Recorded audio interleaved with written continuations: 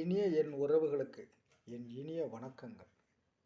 இந்த பதிவில் பார்த்தீங்கன்னா, ராமானுஜர் திருமங்கை மன்னனுடைய பாசரத்தை அப்படியே ஃபாலோ பண்ணி இந்த பூலகத்தில் வாழ்ந்தார். திருமங்கை மன்னன் என்ன சொல்கிறாருன்னா, அசையாமல் இருக்கிற இந்த மலைகளும் வற்றாத சமுத்திரங்களும் திசைகளும் பரந்த பூமியும் ஆகிய இவையெல்லாம் சிறிதும் பாழாகாதபடி பாதுகாக்கு எம்பெருமான் கோவர்த்தனகிரியை குடையாக எடுத்த கோபாலன் திருநாமம் நமோ நாராயணா என்பதாகும். பக்தர்களே இதை நன்றாக அறிந்து கொள்வீர்கள்னு திருமங்கை மன்னன் பாசுரத்தில் சொன்னார்.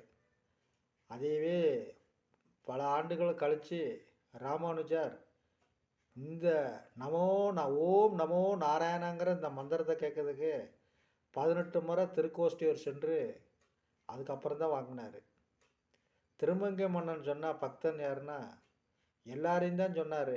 ஆனால் அதை கடைப்பிடிச்சது யாருன்னு கேட்டிங்கன்னா கண்டிப்பாக ராமானுஜர் தான். இந்த ராமானுஜர் தான் 18 முறை போய் ஓம் நமோ நாராயணங்கிற மந்திரத்தை வாங்கியிருக்கிறாரு.